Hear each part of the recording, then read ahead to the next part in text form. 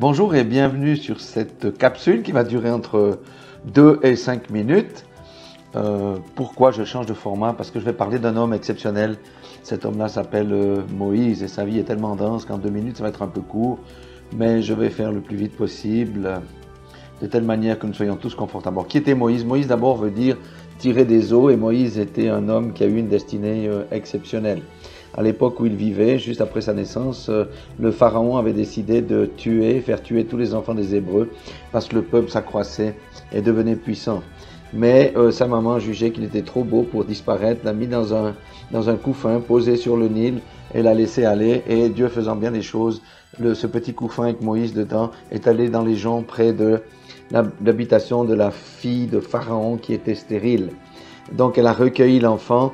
Et Moïse a été même allaité par sa propre mère jusqu'à son sevrage.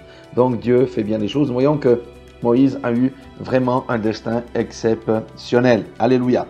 Ensuite, qu'est-ce qui s'est passé avec Moïse? Moïse a été élevé à la cour de Pharaon. Ça veut dire quoi? Il a eu accès à toute la connaissance, à l'astronomie, à l'architecture, à tout ce qui se faisait de mieux en matière d'éducation. Et en plus, il jouissait d'une place très élevée dans l'empire du Pharaon.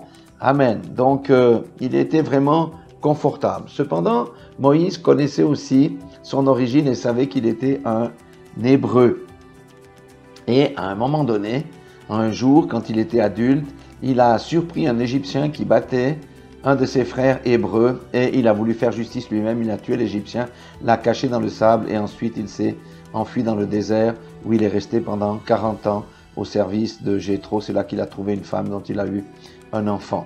Alors, que signifie Moïse comme parcours pour un disciple? Je dis bien un disciple, pas un chrétien, hein, un disciple. Eh bien, ça typifie quelqu'un qui est à l'aise dans le monde. Il connaît son origine, il sait qu'il est un chrétien, qu'il appartient à Christ, mais il est à l'aise dans le monde. Cependant, au fur et à mesure qu'il grandit, ce monde, il ne peut plus le supporter. Et il se dit, non, moi je suis un chrétien, je ne suis pas un Égyptien. Oui, moi je suis un chrétien, je ne suis pas un mondain, j'appartiens à Christ. Et la pression vient tellement forte que finalement, il va quitter le monde, il va tout abandonner pour suivre Christ. C'est le dépouillement. C'est le dépouillement qu'a subi Moïse pendant 40 ans dans le désert. Tout ce qu'il a appris, il l'a désappris. Amen. Il a vécu dans le désert comme gardien des troupeaux. Il avait un bâton et une tunique. C'est tout ce qu'il avait. De position number one, hein, dans le royaume de Pharaon, il est devenu un zéro, un nul. C'est exactement ce qui se passe dans la mort à soi-même. C'est ça, crucifier sa chair. C'est ça, prendre la croix, renoncer à soi-même et suivre Jésus tous les jours de sa vie. Ça passe d'abord par le dépouillement. Il y a un dépouillement qui est nécessaire pour le chrétien pour qu'il devienne un disciple. Amen. Et même, je dirais même plus loin, pour qu'il devienne un membre de l'épouse de Christ qui est la crème de la crème. Amen. Il y a un dépouillement. Ça veut dire que il y a toute cette période pendant 40 ans. Bon, les gens vivaient, il a vécu quand même jusqu'à 120 ans. Mais pendant 40 ans, il a désappris dans le désert. Il a appris l'humilité. Amen. Il a appris des choses dures. Il n'a pas eu une vie facile. Eh bien, c'est la même chose. Lorsque nous quittons le monde, ça prend du temps pour nous déshabituer de toutes les fausses pensées que nous avons, etc. Et entrer dans une certaine humiliation. Et c'est à ce moment-là que le Seigneur s'est révélé à lui dans le buisson ardent. C'est la même chose que Dieu fait avec chacun d'entre nous.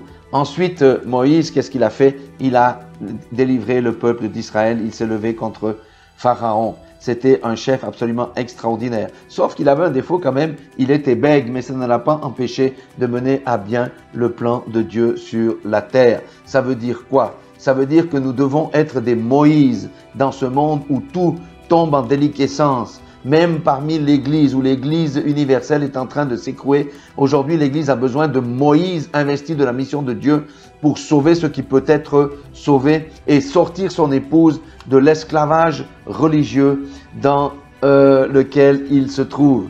Voilà, j'arrive bientôt à 5 minutes. Je pense que je vais faire juste un petit peu plus pour vous dire que Moïse doit être un modèle.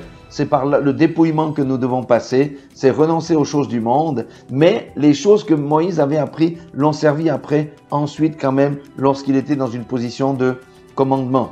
Et il a fallu beaucoup de courage pour se lever ensuite contre le monde, pour combattre Pharaon. Et c'est la même chose, c'est quand on est sorti du monde, lorsque le chrétien était dépouillé, qui devient un disciple, il se lève pour combattre le monde, pour libérer ses frères, libérer ses sœurs. Et c'est ça le rôle de l'épouse de Jésus-Christ. Il faut du courage pour se lever contre les lois iniques, pour ouvrir la bouche et pour faire connaître que nous appartenons au seul Dieu vivant. Et que l'ennemi qui gouverne ce monde-là aura sa fin comme Pharaon qui a été précipité dans la mer avec qui? Avec toute son armée. Voilà. Qu'avons-nous appris? Dépouillons-nous, sortons de ce monde pourri, entrons au service de Dieu et allons dans la victoire par rapport au chemin que Dieu nous demande de parcourir.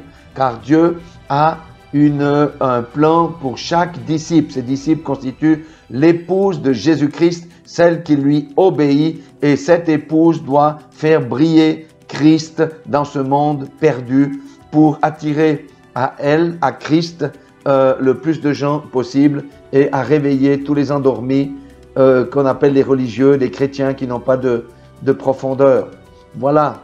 Dieu aimerait que tout le monde soit sauvé. C'est pourquoi il a besoin de Moïse. Et Moïse se conjugue aussi au féminin. Il a besoin de Moïse féminin. Parce que les hommes, aujourd'hui, ils ont quasiment déserté leur place. Voilà. 6 minutes, presque 7 minutes. Pardonnez-moi et soyez tous bénis dans le nom puissant de Jésus-Christ. Amen.